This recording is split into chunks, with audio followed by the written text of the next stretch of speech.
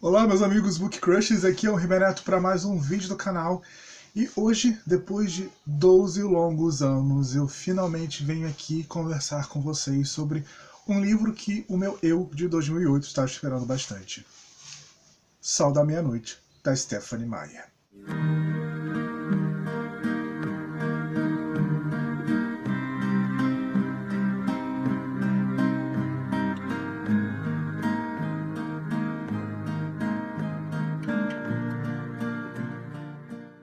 Muito que bem, na última terça-feira, dia 4 de agosto, finalmente saiu Sol da Meia-Noite, da Stephenie Meyer, que nada mais é do que Crepúsculo recontado pelo ponto de vista do Edward Cullen.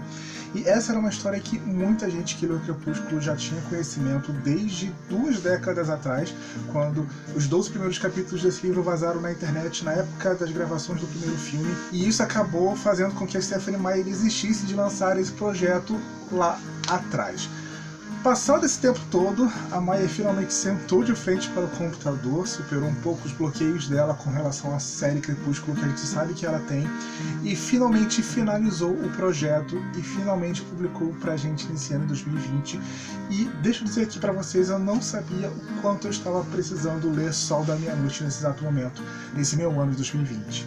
É lógico que eu tinha que gravar um vlog contando todas as minhas experiências pra vocês, contando do que eu estava sentindo no decorrer da leitura. É um livro muito grande, vocês sabem que tem mais de 700 páginas, e o livro foi lançado em português no mesmo dia que foi lançado lá fora em inglês, e eu até fiquei esperando, mas eu não consegui ficar acordado até o livro sair no Kindle. Enfim, foi um vlog que eu fiquei muito empolgado de gravar, foi muito gostoso de gravar também. Eu espero que vocês gostem. Com certeza vai estar muito grande, porque eu parava sempre um pouquinho para comentar o que eu estava sentindo com relação ao que eu estava lendo nessa história. Mas enfim, eu estou muito feliz de poder trazer esse conteúdo para vocês. Espero de verdade que gostem e continuem comigo até o final. É dia 4 de agosto e são 6h30 da manhã, e eu fui dormir ontem às 2 horas da manhã, porque obviamente eu estava esperando o e-book de Midnight Sun sair na Amazon para poder começar a leitura ontem mesmo. O que não aconteceu, porque eu descobri hoje de manhã que o e-book saiu às 3 e pouca da manhã e eu simplesmente não consegui esperar, porque eu não tenho mais idade para isso, com toda certeza.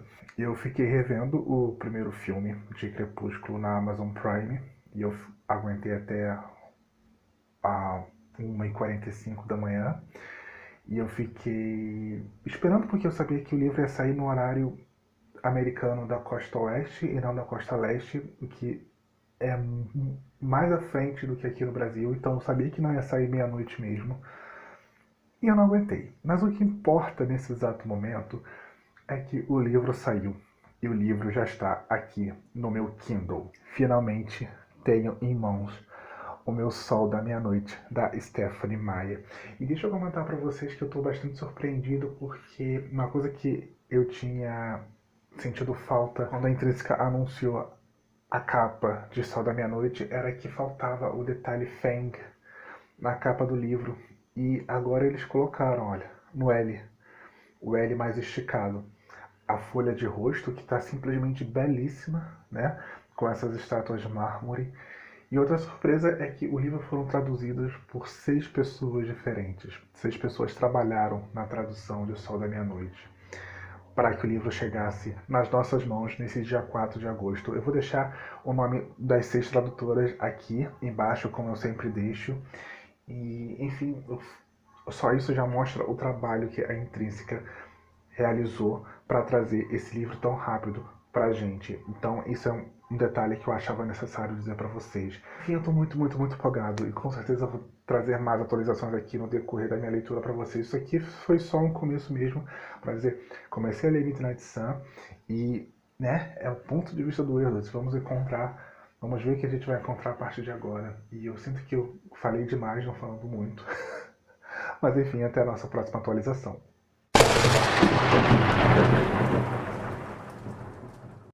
Muito bem, aqui estamos nós para mais uma atualização da minha leitura de Sol da Meia-Noite, da Stephenie Meyer. E nesse primeiro dia eu só consegui ler os 2 primeiros capítulos do livro, até porque os capítulos são bem longos, bem compridos. Aconteceram basicamente as mesmas coisas que aconteceram nos 2 primeiros capítulos de Crepúsculo, só que pelo ponto de vista do Edward. Só que existe uma particularidade muito grande sobre esse ponto de vista do Edward que eu acho que faz toda a diferença. Já até mudei aqui a página sem querer. É que o Edward, ele lê mentes, ele lê a mente de todo mundo. E eu acho que uma das grandes diferenças dessa narrativa aqui com relação à narrativa de Crepúsculo, a história original, é que o narrador Edward, ele é meio que onipresente, porque ele vai ter o ponto de vista dele e também o ponto de vista de todos os personagens de Forks, tanto da família Cullen quanto dos alunos da escola. E isso é muito interessante, porque querendo ou não, a gente vai conhecendo mais de todos os outros personagens também, e não só a cabeça do Edward. Mesmo se fosse só a cabeça do Edward, mesmo se fosse só o ponto de vista do Edward, a história já estaria muito mais rica do que foi em Crepúsculo, porque o Edward é um personagem bastante interessante. E é engraçado redescobrir isso vários anos depois, sabe? Por exemplo, o primeiro encontro deles é muito menos romântico, na verdade tem um tom extremamente sombrio, porque ele de fato está desejando o sangue dela ali. Ele não está encantado por ela, ele não está apaixonado por ela. Na verdade, ele está fazendo planos e corroborações para o que vai acontecer se ele de fato deixar cair em tentação, se ele de fato se deixar vencer pela sede de sangue que ele sente, pelo cheiro do sangue da Bella, e qual vão ser as opções, as alternativas, o que acontece se ele se deixasse entregar por esse lado assassino dele. E isso traz um ar assim que eu acho que a gente acaba esquecendo durante a leitura da série Crepúsculo, pelo ponto de vista da Bella, é que esses personagens, a família Cullen e todos os outros, são criaturas, eles não são humanos, eles são criaturas assassinas, eles são vampiros. E fica muito claro esse ponto de vista a partir do Sol da Meia-Noite, sabe? Edward é um vampiro, ele se enxerga como vampiro, ele pensa como vampiro. Então, é interessante e não está sendo nada cansativo. Mesmo que esses 2 capítulos tenham sido grandes, não foram nada cansativos. Na verdade, foi muito gostoso, porque parece que eu estou lendo um livro novo. Eu já conheço a história, mas eu estou vendo essa história ganhar tantos contornos melhores pelo ponto de vista do Edward que eu estou me surpreendendo de verdade. Então eu estou muito empolgado, eu queria ter lido muito mais nesse dia de hoje do que eu li. Eu, infelizmente, acabei ficando ocupado, é claro, e eu não consegui me dedicar 100% à leitura de Sol da Meia-Noite, mas eu vou tentar dar um foco maior amanhã. Mas assim, nesses 2 primeiros capítulos, que já foi muita coisa, o tempo que o Kindle dá para cada capítulo até o momento são 45 minutos de leitura, foi assim, me surpreendeu bastante esse ponto de vista do Edward. Tem coisas que eu me lembro que eu li no rascunho que vazou há uns 12 anos atrás, lá em 2008. Eu me lembro de algumas coisas que tinham naquele rascunho, mas também tem muitos acréscimos e eu estou gostando bastante disso. Enfim, eu estou empolgado. Vamos continuar acompanhando esse meu vlog de Sol da Meia-Noite. Bom dia, pessoal. Estamos num outro dia. E agora de manhã, assim que acordei, eu me dediquei um pouquinho mais à leitura de Sol da Meia-Noite, até para eu pegar o embalo. Eu acabei lendo mais ou menos 20% do começo do livro. Eu tô parando nesse momento, na cena em que o Edward entra no quarto da Bella pela primeira vez sem ela saber. E eu achei muito interessante como a Stephenie Meyer colocou essa cena no livro a partir desse ponto, porque o Edward sabe que é errado o que ele está fazendo. Ele está invadindo a privacidade da Bella, ele está agindo como um stalker, só que ele ainda coloca assim, no pensamento dele, de que ele é um pior do que um tarado que faria uma coisa dessas, de entrar na casa de uma pessoa sem ela saber para ficar vigiando ela. Ele é pior do que um tarado porque ele é um vampiro. E não apenas um vampiro. Ele, para viver, ele e os Cullens, para conviverem, para terem essa vida normal que eles levam de vampiros vegetarianos, eles cometem crimes.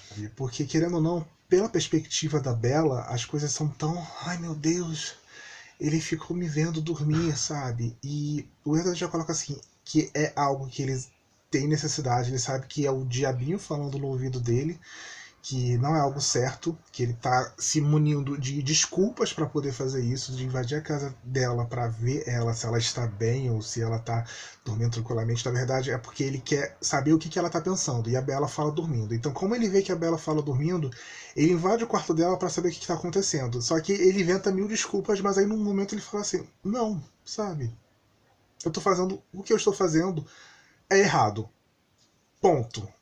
Eu estou me deixando ser convencido por isso, mas eu sei que é errado. Mas eu também faço um monte de coisa errada. E ele vai listar exatamente todas as coisas que os Cullens fazem de erradas e que são, de fato, crimes perante a lei. E é uma lista enorme de coisas que os Cullens fazem que é crime perante a lei. Assassinato, é claro, eles são vampiros, então vai acontecer ocultação de cadáveres também. Esse Sol da Meia-Noite está funcionando muito assim para lembrar o leitor assim, que olha, Edward, apesar da Bella estar apaixonada por ele, é um vilão.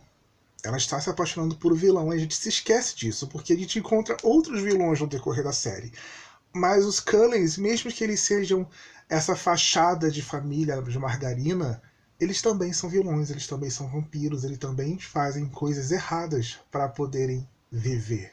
E ela fala assim, é errado, ele está se deixando levar pelos sentimentos dele, mas é errado, ponto. E eu acho que era exatamente isso que deveria ter acontecido desde o primeiro momento, sabe?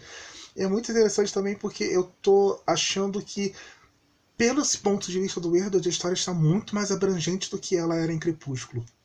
Como eu disse na outra entrada, a gente vai ter os pensamentos de vários personagens que estão ali ao redor deles, então nós vamos ter a perspectiva da história pelo ponto de vista de todo mundo. Então acho que é por isso que esse livro, os capítulos são tão densos e são tão compridos, porque a gente vai de fato conhecer a perspectiva de todos aqueles que estão ao redor do Edward e da Bella, e não só do Edward e da Bella, sabe? Eu acho que é isso que está deixando a narrativa muito mais rica para mim, muito mais interessante, e eu acho até que pelo esse começo eu tô achando Sol da Meia-Noite superior a Crepúsculo, sabe? Crepúsculo tem toda essa questão de ter sido o primeiro livro que a Maia escreveu, com toda certeza, mas eu acho que as escolhas narrativas que ela está tomando nesse ponto da história estão muito mais interessantes, e eu acho que teria deixado a história muito mais interessante para o leitor. Ele também já descobriu que a Bella não é a única pessoa que ele não consegue ler a memória, ler os pensamentos. Tem outra pessoa também que ele não consegue ler os pensamentos. Eu achei essa revelação muito boa, porque não tinha no rascunho original. Eu continuo muito empolgado por essa leitura. Eu acho que eu não estou lendo mais rápido do que eu planejei ler, porque tá sendo gostoso, sabe? Eu tô gostando de ler. Eu não fico assim, ai, quanto tempo esse capítulo vai acabar? Eu simplesmente vou lendo. E os capítulos são extensos, são muito, muito, muito extensos. Não são capítulos pequenos, são capítulos grandes de verdade. Porque, por exemplo, eu li quase 20% do livro e eu ainda estou no capítulo 5, para vocês terem noção. Mesmo assim, eu estou vendo muitos pontos positivos em Sol da Meia-Noite que estão me surpreendendo de verdade mesmo, sabe? Conhecer o pensamento desses outros personagens está fazendo muito sentido, porque, por exemplo, a gente tem a Bella assim sendo uma amiga bem bosta para Jéssica, e a gente até acaba ficando do lado da Jéssica, mas pelo ponto de vista do Edward, e ele lendo os pensamentos da Jéssica, a gente descobre que a Jéssica não é flor que se cheire. A Jéssica é super falsa. Na verdade, a mais certinha ali do grupo é a Angela mesmo, que o Mike ele tem uns pensamentos muito machistas e muito babacas que o próprio Edward reconhece, que eles têm esses pensamentos de posse, de ver a Bella como um objeto e não como uma pessoa mesmo. Então, assim, tá muito interessante de verdade, muito mesmo, e enfim, eu só fico aguardando pelos próximos capítulos. Em breve eu volto aqui para contar o que eu tô pensando mais sobre o Sol da Meia-Noite. Então, chegamos a 40% do livro. E eu fiz até algumas anotações sobre alguns detalhes que eu acho que seria interessante da gente conversar aqui. Em primeiro lugar, Bella parece uma personagem muito mais interessante pelo ponto de vista do Edward do que pela cabeça dela. É engraçado porque tem essa percepção da Bella dessa personagem sonsa que literalmente não faz nada, que espera as coisas acontecerem para poder agir. E pelo ponto de vista do Edward, assim, falas que ela teve no primeiro livro são muito mais sarcásticas, são muito mais reativas e até mesmo mais altruísta, que era algo que eu sinceramente nunca senti lendo Crepúsculo ou os outros livros, mas que existem algumas cenas aqui que o Edward narra e que não existe no primeiro livro, que é ele observando a Bella no dia a dia, pelo ponto de vista dos outros alunos da escola de Forks, que dá uma outra nuance para Bella que eu, Henry, nesses 12 anos que eu conheço a série, eu nunca vi.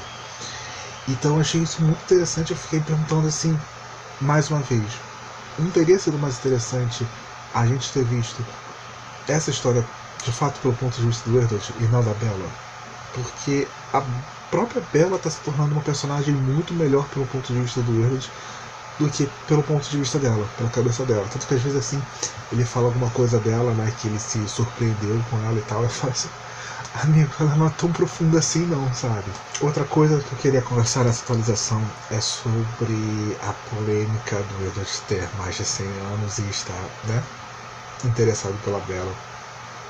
E logo depois que eu fiz aquela atualização sobre o Edward indo entrar na casa da Bella, acontece a cena de quando ele se dá conta de que ele de fato está apaixonado pela Bella já. Isso vai ter toda uma reflexão, porque ele vai falar que vampiros não mudam, vampiros se congelam como pedra no momento da transformação. Então isso não é só para o organismo dele, não é só o corpo deles que viram pedra. Os desejos, as escolhas, a maturidade, os pensamentos se congelam como pedra também. Então ali ele está literalmente falando que ele é amargurado desse jeito, ele é dramático desse jeito, ele tem esse comportamento porque, querendo ou não, ele é um adolescente de 17 anos para sempre. E pela primeira vez eu tive dimensão do porquê a família Cullen não encara o vampirismo tão bem quanto outros vampiros, porque isso é uma maldição. Literalmente parou no tempo, ele literalmente parou no seu eu de 17 anos. Ele aprendeu coisas, ele conheceu coisas, ele visitou coisas, ele viu coisas, mas ainda assim os sentimentos dele, as percepções dele são de um adolescente de 17 anos. Aí eu fiquei pensando, putz, que horrível! Vai de contra aquela percepção que a gente tinha, né, de um homem de mais de 100 anos interessando por um adolescente. Na verdade, ele continua sendo adolescente, mesmo ele tendo vivendo isso tudo. Mas é triste, sabe? É triste. Eu tô refletindo aqui e vendo, caramba, amigo, isso é horrível.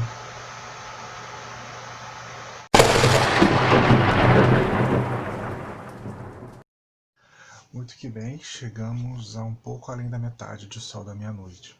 Então eu decidi parar um pouquinho a minha leitura e vir conversar com vocês sobre um assunto que eu achava que seria pertinente conversar nesse vídeo de hoje. Eu até comentei um pouco, bem por alto, naquele nosso vídeo sobre o que esperar de Sol da Meia-Noite e sobre a problemática que existia com relação aos Quileutes na série em si, que foi apontada por estudiosos de nativos americanos e que próprias pessoas da comunidade Quileute também vieram falar um pouco depois sobre o assunto, que era o fato da Stephenie Meyer ter usado lendas Quileutes de forma deturpada e de ter modificado a cultura deles para inserir no livro dela.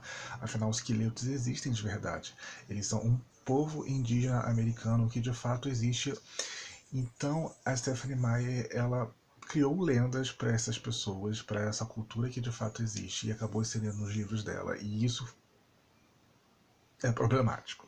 Então, vai ter, obviamente, citações aos Quileutes bem pontuais, na verdade é bem menor do que até em Crepúsculo, eu senti isso, mas quando acontecem essas citações, acontece algo que, pelo menos em português, eu não sei como está em inglês, eu estou lendo a tradução em português, a nação Quileute, né, o povo Quileute é chamado de tribo.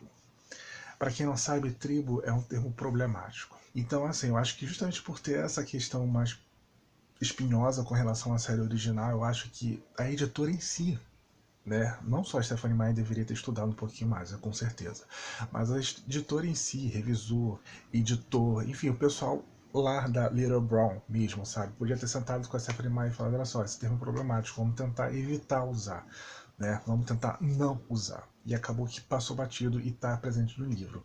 Então é assim, eu acho que a maior questão de problemática com relação a esse livro, com certeza, vai ser o uso desse termo tribo, que, se você não sabe, é um termo problemático, então eu vou deixar inserido aqui. Então, enfim, foi algo que acabou passando batido na edição original, com certeza, e acabou na edição traduzida também. Eu acho que poderia ter sido...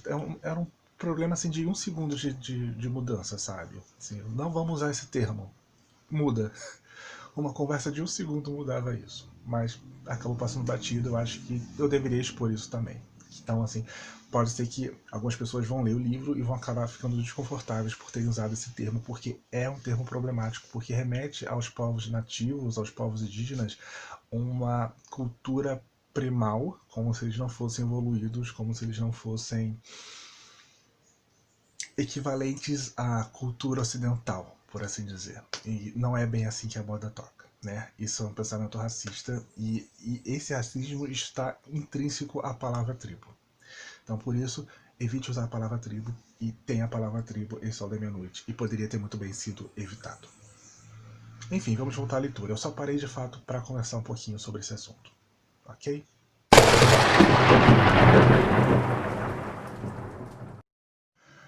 Ok, aqui estamos nós. Hoje é sábado de manhã e eu finalmente, ou infelizmente, terminei a minha leitura de Sol da Meia-Noite da Stephenie Meyer. E por que eu falei infelizmente eu terminei a leitura? Porque agora, refletindo bastante, eu acabei percebendo que eu mesmo estava me sabotando para terminar essa leitura, porque estava tão gostoso, foi tão gostoso fazer essa leitura, foi como voltar para 2008, o ano que eu conheci a série Crepúsculo, e um ano em que tudo era muito mais fácil e que o próprio ano de 2008 foi um ano bom para mim. Então, eu fui extremamente agraciado por esse livro. Eu acho que eu precisava muito ler essa história de Sol da Meia-Noite, porque, não vamos mentir, 2020 está sendo um ano estranhíssimo. Estranhíssimo em vários níveis diferentes, assim. É basicamente um ano perdido para muita gente e está sendo para mim também. Um ano que não aconteceu. Eu fui muito afetado psicologicamente por conta do vírus, do corona, por tantos outros fatores.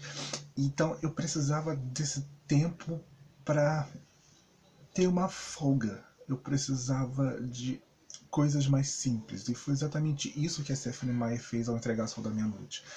Foi entregar essa sensação de nostalgia, essa sensação de outros tempos, para que houvesse essa pausa nesse ano.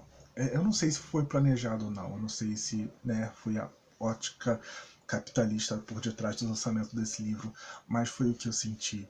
E eu estou muito feliz com isso, mesmo que ele seja um livro de quase 800 páginas, mesmo que os capítulos dele sejam enormes, mesmo que seja de uma história que eu já conhecia, foi muito bom revisitar essa história por detrás de outros olhos, por detrás dos olhos do Edward e dos outros personagens de Crepúsculo também.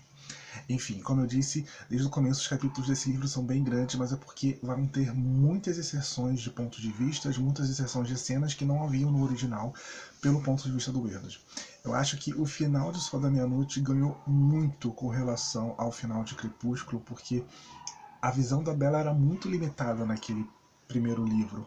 Aqui o Edward está muito mais por dentro da ação do que acontece no embate entre ele e o James do que a Bella estava. A Bella passa metade do tempo desacordada, a Bella passa metade do tempo fugindo, e aqui nós vemos o Edward de fato ali inserido na ação do que acontece na caçada final. E eu acho que o livro ganhou muito com isso, porque o final todo, mesmo que a gente conheça para onde a história vai, tem um ar de novidade, tem um ar novo na história que foi muito bom, que eu fiquei muito pego de surpresa, porque aconteciam coisas que eu não sabia do que iriam acontecer e, né, e a gente tinha noção do desfecho. Enfim, eu tô tentando não dar nenhum spoiler, porque apesar de ser a mesma história, muita gente reclamou no Twitter que poderia receber spoiler de Sol da Meia-Noite não, então tô tentando evitar dar qualquer tipo de spoiler nessa metade final. Mas é engraçado ver o Edward se apaixonando, porque não é uma paixão à primeira vista, porque ele quer descobrir o que está acontecendo com ele, por que ele não consegue ler a mente dela, por que ela tem essa mente fechada para ele. E a própria Bella, pelo ponto de vista do Edward, acaba se tornando uma personagem muito interessante. E é engraçado perceber essa criatura sombria, essa criatura que é ranzinza, que resmunga, que não tem paciência para nada, meio que descobrindo a paixão. Sabe? Tem um tom irônico que não sei se é proposital ou não, mas que é muito gostoso de ler. E, enfim, eu tô muito feliz de ler. Eu acho de ler Sol da Meia-Noite, porque os únicos livros que me trouxeram essa sensação de voltar no tempo, de tempos mais simples, não foi A Cantiga dos Pássaros da Serpente, não foi A Criança Amaldiçoada, na verdade foram os livros da Meg Cabot. Tanto O Casamento da Princesa, quanto o Lembrança, da série A Mediadora, que foram 2 livros que me deram uma sensação de nostalgia e que mostraram também uma evolução da autora muito bons. E Sol da Meia-Noite tem isso, porque nós conhecemos a história, nós temos essa sensação de voltar para um lugar mais simples, mas ainda assim nós temos toda essa mudança de estrutural narrativa que a Stephenie Meyer brincou bastante aqui. E eu acho que o mais importante, O Sol da Meia-Noite, é a Stephenie Meyer tentando fazer as pazes com o Crepúsculo e resolver as questões não resolvidas dela com o Crepúsculo. E o Eddard sabe que, de fato, ele está em um relacionamento problemático com a Bella. Não existe essa passação de pano nessa questão. Ele sabe, tem noção disso, e desde o primeiro momento que ele tem noção disso, ele se julga por conta disso, sabe? Eu acho isso interessante porque mostra que a Stephenie Meyer escutou as problemáticas que foram apontadas para ela. E, querendo ou não, aqui ela tá meio que fazendo as pazes com a série e tá me mostrando um pouco do ponto de vista dela. E eu achei isso extremamente importante. Teve o deslize, sim, com relação aos Keleutos. Eu acho que ainda precisa ser mais abordado com relação a ela mesma. E até quem trabalha em editora também precisa ter essa conversa sobre as questões indígenas, porque não é algo só com o Crepúsculo, é algo que a gente sabe que acontece em outros livros também. Então, teve esse deslize sim, mas eu vejo esse lançamento como um final de um ciclo para a própria Stephenie Meyer. E eu fiquei com uma sensação muito gostosa ao ler esse livro. Mas enfim, eu não poderia dar outra nota além de 5 estrelas para Sol da Meia-Noite, porque foi uma volta no tempo esse livro. Foi uma volta para momentos muito mais simples da minha vida e de mim como leitor. Eu não sei se vai funcionar para todo mundo do mesmo jeito, mas para mim funcionou dessa maneira. E era algo que eu precisava. Eu precisava muito. Eu dei 5 estrelas, foi uma volta no tempo. É um livro para quem realmente é fã dessa história. Assim, nostálgico pra caramba mesmo. Eu tô dando 5 estrelas e, sim, sem dúvida nenhuma, eu acho O Sol da Meia-Noite superior a Crepúsculo. Ponto. Isso pra mim é um fato.